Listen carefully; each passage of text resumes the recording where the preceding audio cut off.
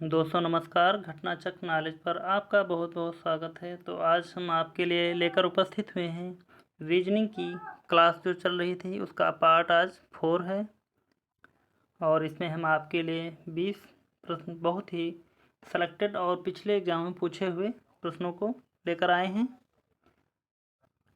और यह क्वेश्चन सभी एग्ज़ाम के लिए महत्वपूर्ण है। जैसे आने वाले जितने भी एग्ज़ाम हैं, यूपी SSC पेट है, RO है और SSC CGL है, CHSL है, यूपी SSC BDO है और यह कई एग्जाम है जहाँ भी रीजनिंग पूछी जाती है वहाँ इसके सवाल पूछे जाएंगे।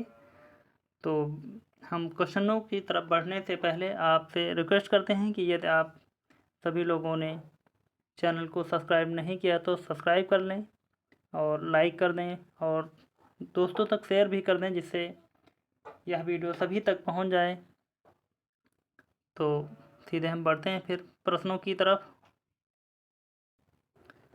तो आज का पहला प्रश्न है, उस विकल्प का चयन कीजिए जो तीसरे शब्द से उसी प्रकार संबंधित है जिस प्रकार दूसरा पहले शब्द से संबंधित है। जैसे कार खड़ी करने के लिए गैरेज होती है। तो हवाई जहाज़ किससे संबंधित होगा?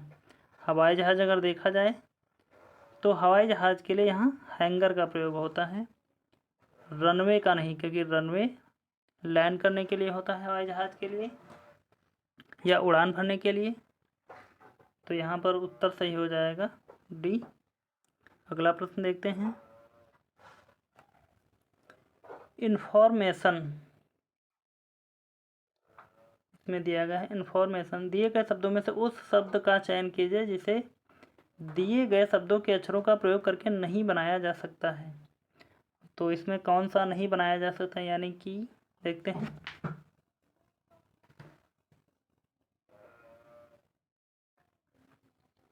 नेशन अगर देखें तो NATION।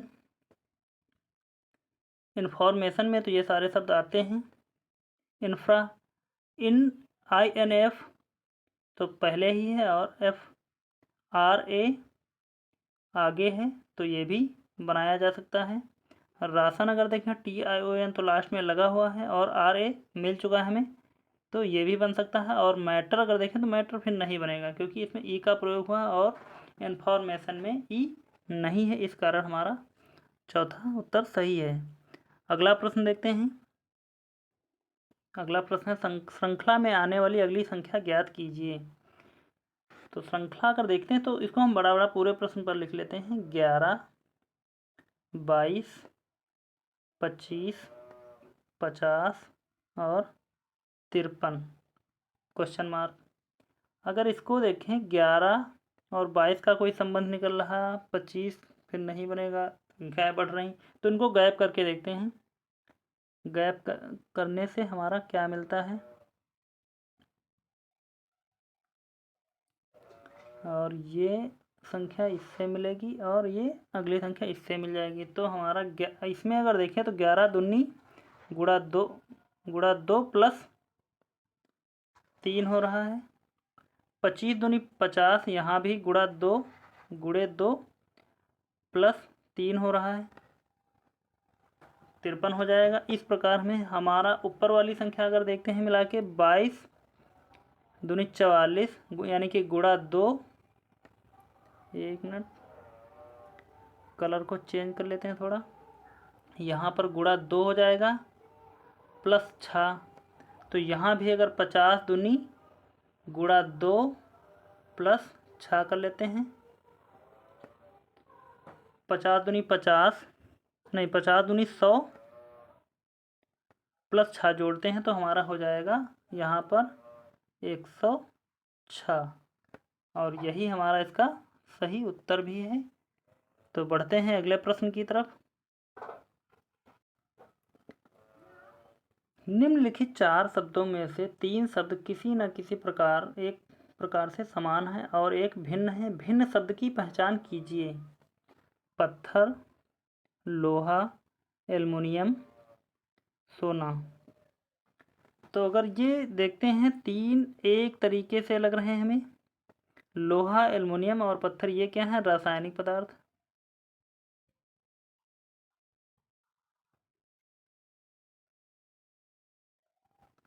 पदार्थ या क्रिया के द्वारा बनते हैं। और पत्थर अगर देखें तो ये प्राकृतिक है।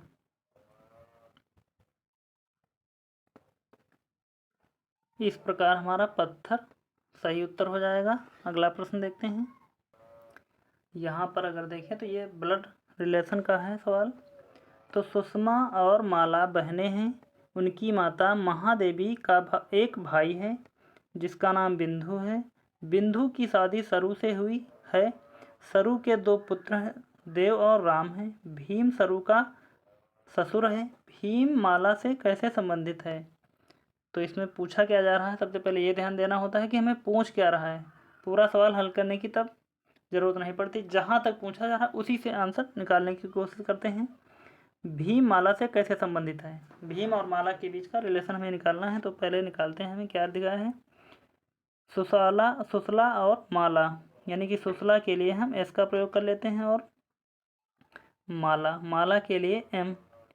अब ये दोनों बहनें हैं तो ये इनके लिए हम जब प्लस और माइनस का प्रयोग कहाँ कर रहे हैं? प्लस और माइनस, यानी कि ये मेल हैं और ये फीमेल हैं, इसलिए हम ध्यान रखना प्लस और माइनस का प्रयोग कर रहे हैं। और इसमें क्या दिया गया है? उनकी माता महादेवी का एक भाई है, यानी कि इनकी कोई माता है जिसका नाम महादेवी है।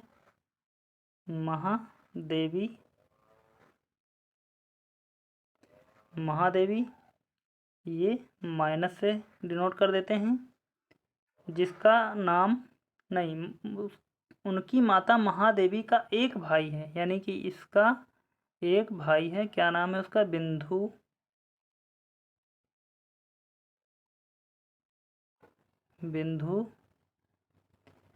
अब बिंदु की शादी सरु से हुई है, यानी कि जब ये इसका भाई है तो प्लस हो जाएगा। अब बिंदु की शादी किससे हुई है?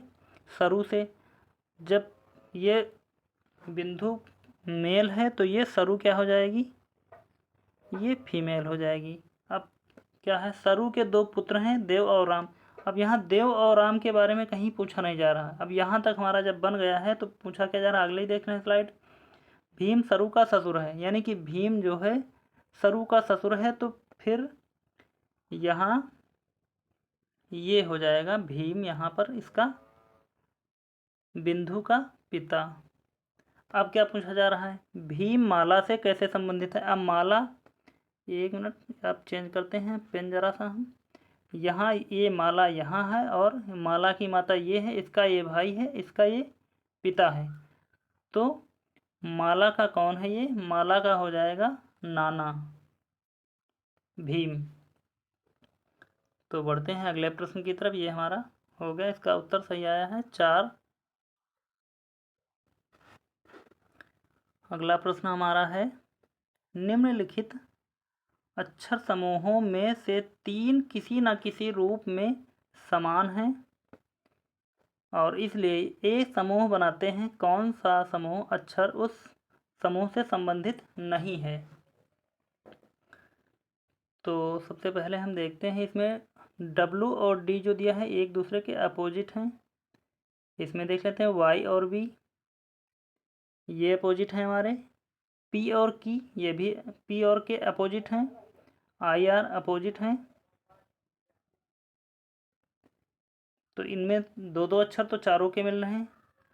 तो अब बाद के दो दो अक्षर देखते हैं, शायद कुछ अंतर मिल जाए हमको। L और F, L की अगर संख्या देखें यहाँ 12 होता है इसका मान, F का 6 होता है। अगर इनका अंतर देखें तो हमको मिल जाएगा 6 का। आगे देखते हैं, X लिखा और R लिखते हैं यहाँ, ये इसका मान 24 होता है और इसका 18। अगर इनके बीच का अंतर देखें हम तो यहाँ भी अंतर हमको 6 का मिल जाएगा। लास्ट में नंबर 3 का देखते हैं, S और M।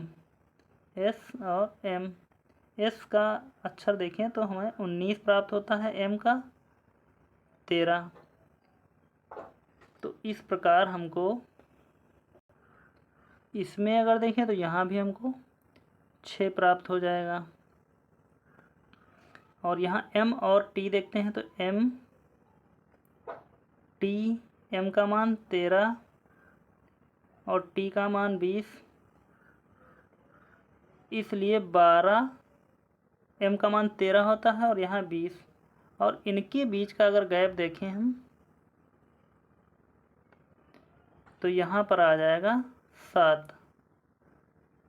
तो हमारा सही उत्तर हो जाएगा डी, क्योंकि यह गलत है, बाकी इन तीनों में हमको एक जैसा अंतर दिखाई पड़ रहा है, इसलिए हमारा उत्तर अलग पूछा जा रहा है।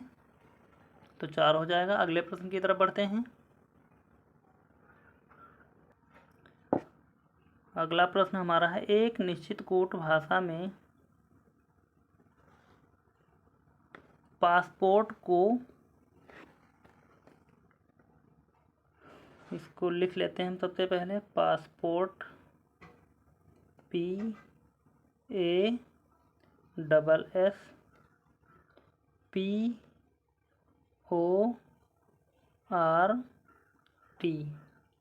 यहाँ देखते हैं RCUNMPR।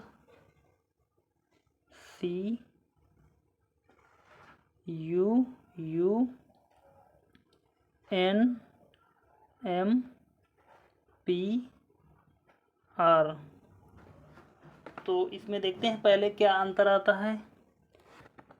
16 है, यहाँ 18 हो जाएगा, यानी कि अगर इनका नंबर देखें, P 16 पर होता है, यहाँ 18 है, R 18 पर, तो 2 प्लस हो रहे हैं। A 1 पर होता है, C 3 पे, तो यहाँ प्लस 2 हो रहे हैं। S 19 पे और U 21 पे, यहाँ भी प्लस 2 हो रहे हैं।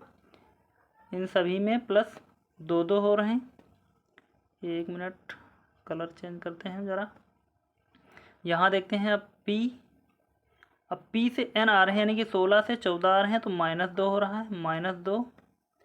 15 से 13, यहाँ भी -2 हो रहा है, और यहाँ 18 से 16, यहाँ भी -2 हो रहा है, यहाँ भी माइनस, यानी कि यहाँ प्लस हो रहा है सभी में 2 और इन सभी में -2 हो रहा है। तो अगली संख्या में हम देखते हैं क्या है, पैंडेमिक हमारा। 1 मिनट, इसको मिटा लेते हैं, फिर उसके बाद में करते हैं सवाल को हल, ताकि हमें थोड़ी सी जगह ज़्यादा मिल जाए। अब हम हल करते हैं। पैंडेमिक लिखते हैं, पैंडेमिक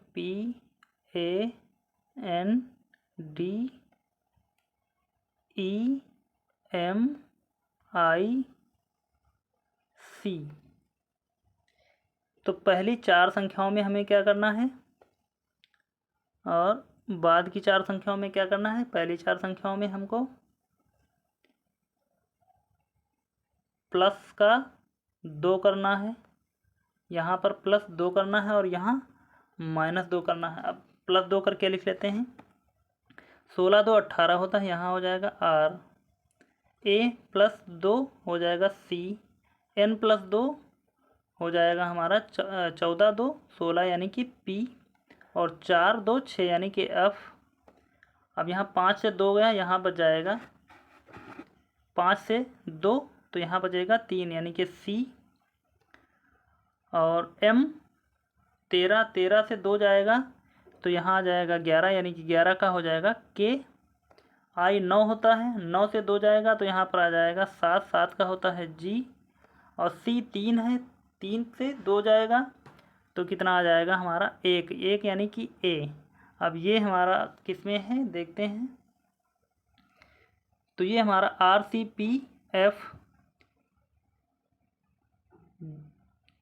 CKGA, तो ये हमारा सही उत्तर यहाँ हो जाएगा नंबर 3 पर।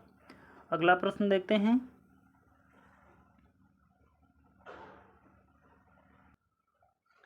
दी गई आकृति में कितने त्रिभुज हैं।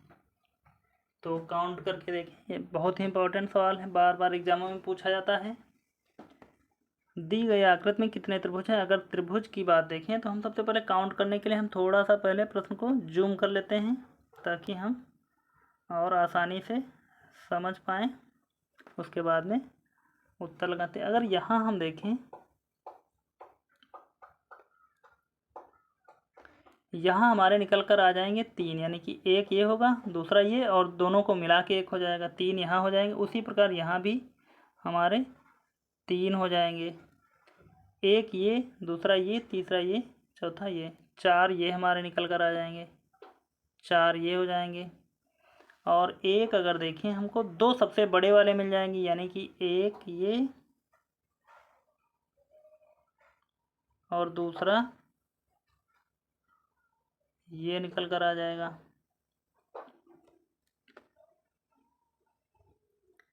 और 2 ये हो जाएंगे, इनको भी लिख लेते हैं एक जगह। और हमारे कौन से छुपे हुए हैं, कलर चेंज कर लेते हैं इनको हम ज़रा सा, और देखते हैं तो हमारा एक ये निकल कर आ जाएगा। और दूसरा अगर देखते हैं तो हमारा ये निकल कर आ जाएगा, यानी कि 2 हमारे और हो जाएंगे। ये 3 4 7, 3 10, 2 12, 2 14, कुल हमारे 14 निकल कर आ जाएंगे। और 14 देखते हैं कहाँ पर उत्तर है इसका। ये रहा हमारा बी नंबर पर 14 सही उत्तर हो जाएगा। अगला प्रश्न देखते हैं।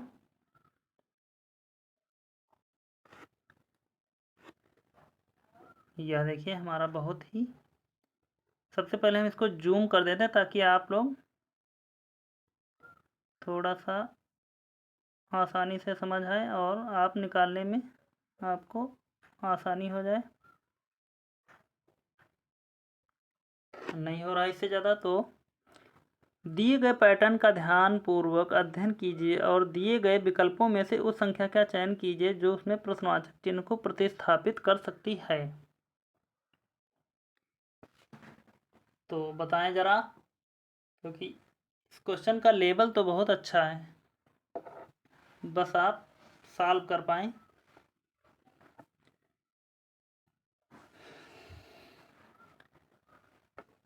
तो सॉल्व हो गया होगा उम्मीद करता हूँ आपका। अगर नहीं हुआ तो देखिए कैसे सॉल्व होगा और इसका उत्तर क्वेश्चन मार्क के स्थान पर क्या होगा।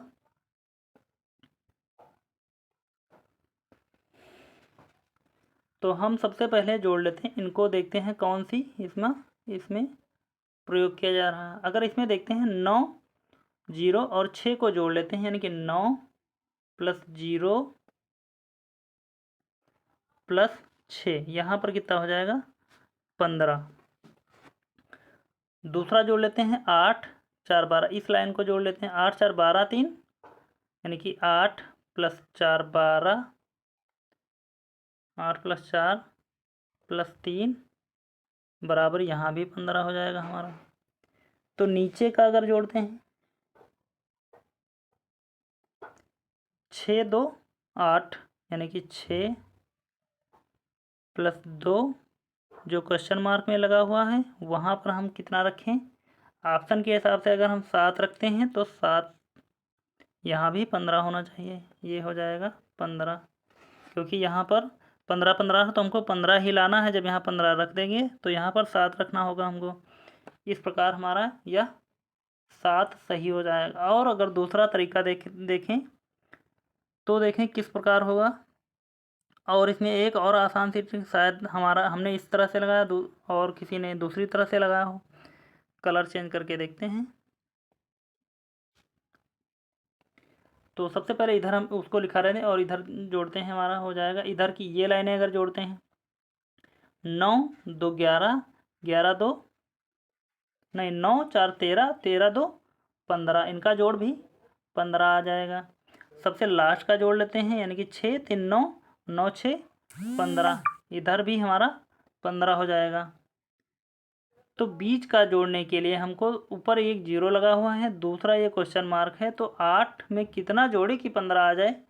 तो यहाँ भी हमको 8 + 7 जोड़ना होगा, तब हमारा 15 बन जाएगा। आप लोगों ने देखा होगा कि यह देखने में कितना कठिन था और इसका सल्यूशन कितना आसान हो गया अब। तो हमारा 7 इसका सही उत्तर है। बहुत अच्छे से समझ में आया होगा। तो बढ़ते हैं अगले प्रश्न की तरफ। आ गया अगला प्रश्न, ये हमारा पासा से संबंधित है। अब इसमें पूछा जा रहा है, एक ही पासे की 3 विभिन्न स्थितियां नीचे दी गई हैं। थर्ड यानी कि 3 नंबर के 3 के विपरीत फलक का प्रतीक ज्ञात कीजिए। यानी कि ये जो सिंबल बना हुआ है 3 नंबर, 3 के विपरीत, और 3 कहाँ पर है हमारा, ये बना हुआ है। अब इसके विपरीत कौन सी संख्या होगी, तो 3 के साथ में और कौन कौन आया हुआ है, यानी कि 4 है और 2 है। 4 और 2 देख लेते हैं, शायद और कहीं तो नहीं है। 4 और 2 अगर देखें तो हमको यहाँ दूसरे वाले चित्र में मिल जाएगा। अब 4 और 2 इसमें है ये, और 4 2 इसमें है। तो 4 और 2 जब दो संख्याओं के दो दो मिल जाते हैं तो उसके बाद में जो संख्याएं बची होती हैं वो एक दूसरे के अपोजिट हो जाती हैं। इस प्रकार हमारा 3 और 5 एक दूसरे के अपोजिट हो जाएंगे। तो हमारा 3 के जस्ट अपोजिट का उत्तर सही हो जाएगा, बी में है 5। अगला प्रश्न देखते हैं। यदि एक दर्पण को रेखा AB पर रखा जाता है तो दी गई उत्तर आकृतियों में से कौन सी आकृति प्रश्न आकृति का सही प्रतिबिंब होगी। अब इसमें ये AB रेखा दी गई है। अब हमको AB रेखा पर प्रतिबिंब बनाना है। तो सबसे पहले अगर बिंदी देखें तो हमारे बिंदी में तो कोई फर्क नहीं आने वाला है। इधर ये सीधी डंडी हमारी लगी हुई है। एक मिनट, इसको जूम कर लेते हैं थोड़ा सा समझाने के लिए हम। ये सीधी डंडी लगी हुई, तो सीधी डंडी जो जस्ट दूसरी पार आएगी वो हमारी सीधी रहेगी, ऐसे, ये ऐसे रहेगी। और ये जो हमारी छोटी सी लगी है ये तिरछा है, तो ये बाहर की तरफ, ये इधर तिरछा हो जाएगी हल्की। और ये जो हमारी इधर की ये है, तो ये जितनी भी आएगी ये हमारी ऐसे रहेगी, और दूसरी ये जो इधर से आएगी वो थोड़ा सा खा ले जाएगी। तो देखते हैं हमारा कौन सा सही हो जाएगा उत्तर, कौन सा मिलान खाता है।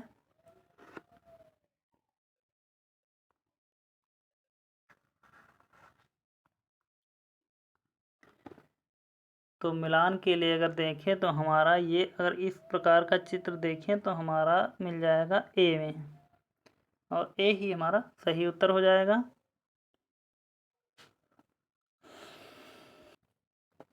इसमें अगर देखें तो ये दोनों नीचे के बराबर हिस्से पर आते हैं,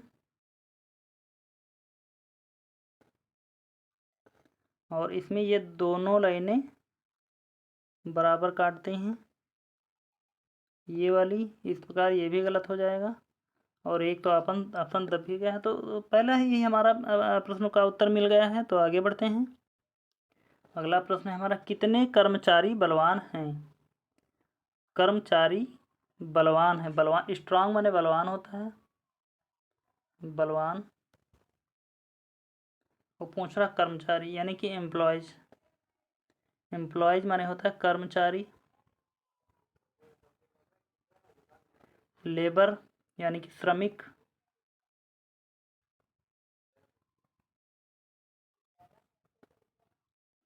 ये श्रमिक का हो जाएगा, और ये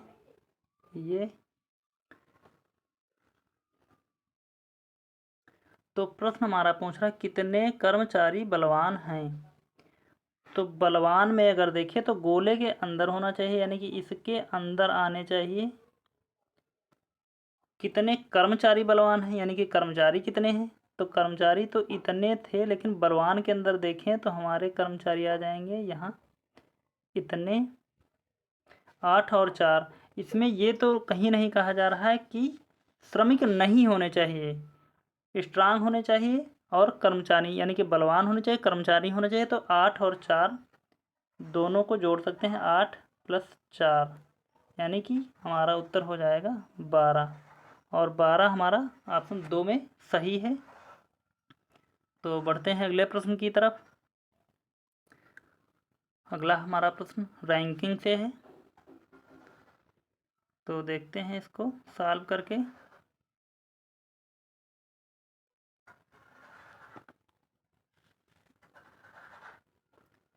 एक कक्षा में P को T से अधिक लेकिन S से कम अंक प्राप्त होते हैं, Q को R से कम लेकिन P से अधिक अंक प्राप्त होते हैं। यदि S को R से अधिक अंक प्राप्त होते हैं तो सबसे अधिक अंक किसे प्राप्त हुए? तो सॉल्व करके देखें और सॉल्व करते हैं हम आपके साथ में। तो एक कक्षा में P को T से अधिक, यानी कि एक हम लाइन खींच लेते हैं और उस पर सभी को प्रदर्शित करते हैं। P को T से अधिक, P जो है P को T से अधिक अंक मिलते हैं। T को यहाँ बना लेते हैं। P को जो अंक मिले हैं T से अधिक मिले हैं, लेकिन S से, यानी कि S यहाँ पर S से कम अंक प्राप्त हैं, यानी कि S को यहाँ कर लेते हैं। Q को R से कम, Q को R से कम, और Q और R यहाँ पर अभी कहीं नहीं मिला है, तो जहाँ भी होंगे Q अगली स्लाइड में देख लेते हैं। यदि S को R से अधिक अंक प्राप्त हैं, S को R से, अब R जहाँ भी है R को R से अधिक अंक प्राप्त होते हैं, किसको? S को, यानी कि R जहाँ भी है वो S के नीचे है। P और R में अभी पता नहीं चला कौन आगे है। यदि S को R से अधिक अंक प्राप्त होते हैं तो P सबसे अधिक अंक प्राप्त, तो सबसे अधिक अंक किसे प्राप्त होते हैं? अब ये जो बीच में हमने छोड़ा था Q को R से कम, यानी Q को R से कम, Q को जो है R से कम अंक प्राप्त हुए हैं, यानी कि ये तो यही इतने में ही कहीं रह जाएगा, यानी कि इसको और बड़ा कर लेते हैं, इन दोनों को यहाँ बड़ा करते हैं।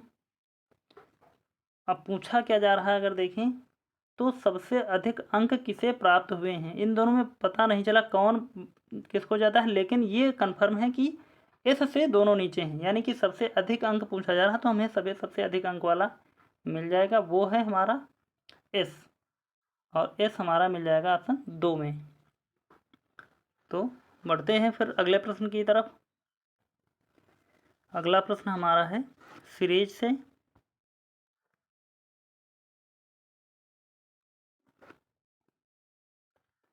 तो देखते हैं इसमें क्या दिया गया है। 1:2 2U4 3W8 4Y16। तो आगे क्या होगा, यानी कि एक अगर देखें तो इसमें एक क्रम चल रहा है जो 1 2 3 4, तो यहाँ पर आ जाएगा अगला संख्या, हमारा अगला शब्द 5 हो जाएगा। अब बीच में अगर देखें तो क्या हो रहा है, S प्लस S में 2 जोड़ते हैं 21 हो जाएगा। 21 में अगर 2 जोड़ते हैं तो यहाँ 23 हो जाएगा, और 23 में 2 जोड़ते हैं तो Y आ जाएगा 25 पे, और 25 में अगर 2 जोड़ देते हैं तो A हो जाएगा हमारा 26, और 27 नंबर पे A आ जाएगा। और यहाँ अगर लास्ट वाली संख्या को देखते हैं कि 2 यहाँ पर 4 है, यहाँ 8 है, यानी कि 2 से बार बार मल्टीप्लाई हो जा रहा है, तो 2 दूनी 4 और 4 दूनी 8 दूनी 16, और यहाँ हो जाएगा 32। तो ये देखते हैं 5A 32 हमारा ये सही उत्तर हो जाएगा। अगला प्रश्न देखते हैं। अगला हमारा प्रश्न है दिए गए विकल्पों में से अनुपस्थित पद का चयन करें। तो इसमें दिया गया है K5M I8P G11S E14V। तो सबसे पहले अगर हम इनकी बीच की संख्या को मिला लेते हैं तो देखते हैं क्या निकल कर आएगा हमारा उत्तर। 5 5 3 8 3 11 3 14, यानी कि 14 3 17, बीच में तो 17 आना चाहिए, और 17 देखें किस में है, तो 17 हमारा तीनों में है।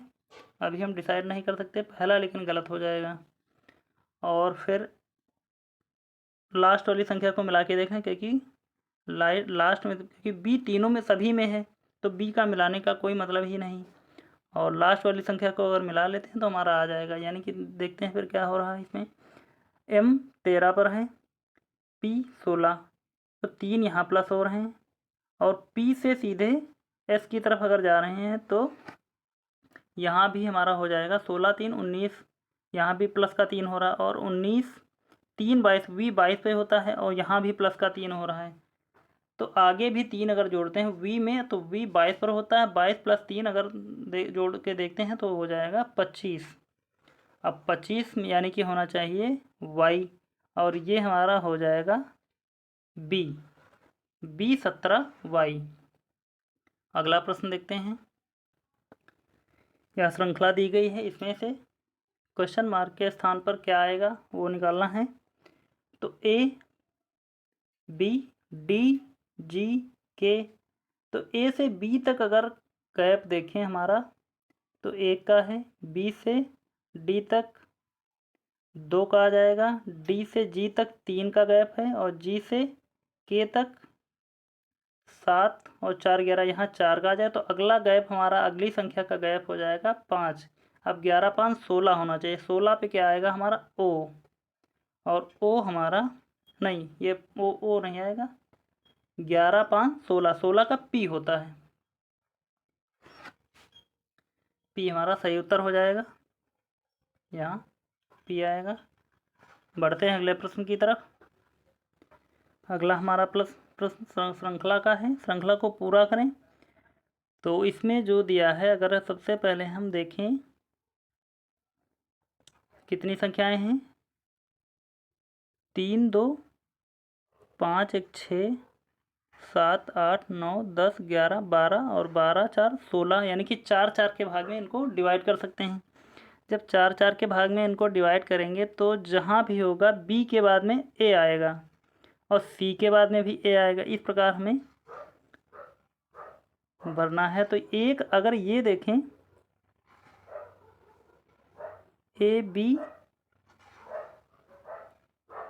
B A, A पहले दिया है, ये वाला अगर A B A के हिसाब से अगर देखते हैं A B A C, यहाँ अगर C भर देंगे तो A B A C ये हो जाएगा।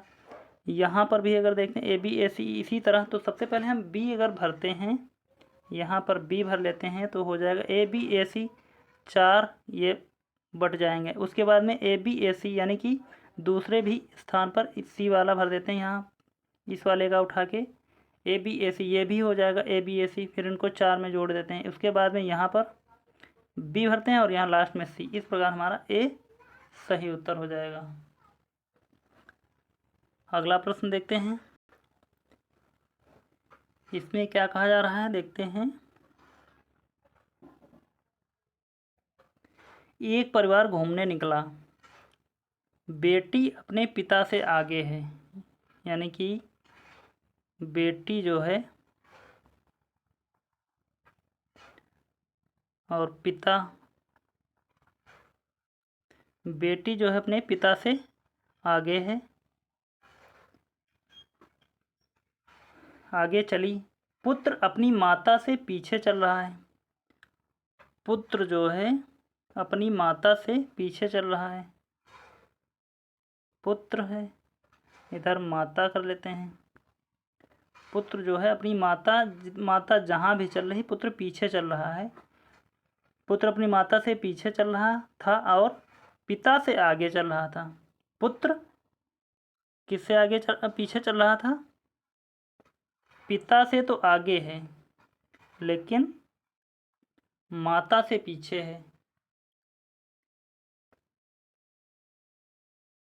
चल रहा था। और पिता से आगे सबसे पीछे कौन है? तो इसमें अगर सबसे पीछे देखें, पिता से आगे तो बेटी भी है, पिता से आगे पुत्र भी है और पुत्र से आगे माता है। तो सबसे पीछे फिर है कौन? तो सबसे पीछे हमारा हो जाएगा पिता, और पिता हमारा दूसरे ऑप्शन में है, तो ये सही उत्तर हो जाएगा।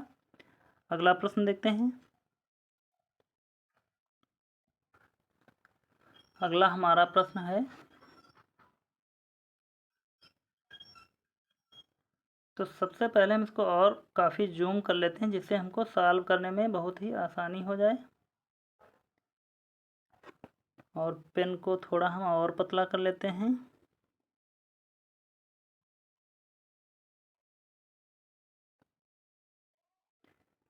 तो इसमें क्या देगा, यदि प्लस और माइनस को परस्पर बदल दिया था और गुणा और भाग को भी परस्पर बदल दिया जाता है तो निम्नलिखित समीकरण में प्रश्नवाचक चिन्ह के स्थान पर क्या आएगा। यानी कि प्लस के जगह पर हमको क्या करना है, गुणा कर देना है, भाग के स्थान पर गुणा। एक मिनट, इसका कलर थोड़ा सा चेंज कर लेते हैं हम। और प्लस के जगह पर माइनस हो जाएगा, गुणा के जगह पर भाग हो जाएगा, प्लस के जगह पर माइनस, माइनस के जगह पर प्लस और गुणा के जगह पर भाग, प्लस की जगह पर माइनस। और क्वेश्चन में तो सॉल्व करके देखते हैं।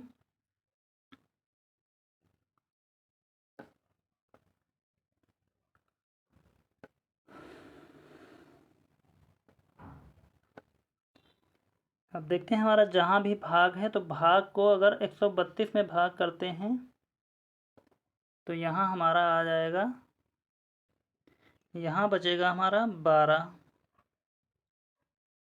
और यहाँ अगर भाग करते हैं तो हमारा आ जाएगा 256। पहले उन्हीं संख्याओं को लिखते हैं जहाँ पर हमने पहले भाग करके भाग का हमारा फाइनल हो गया। तो भाग के बाद में जितना भी आया हम लिख लेते हैं इसको। यानी कि 13 सत्ते 91, 91 यहाँ पर माइनस हो गया, 91 माइनस 12 और यहाँ का तो ख़त्म हो गया। और ये माइनस के 23 यहाँ पर थे, 23 के बाद में माइनस 256,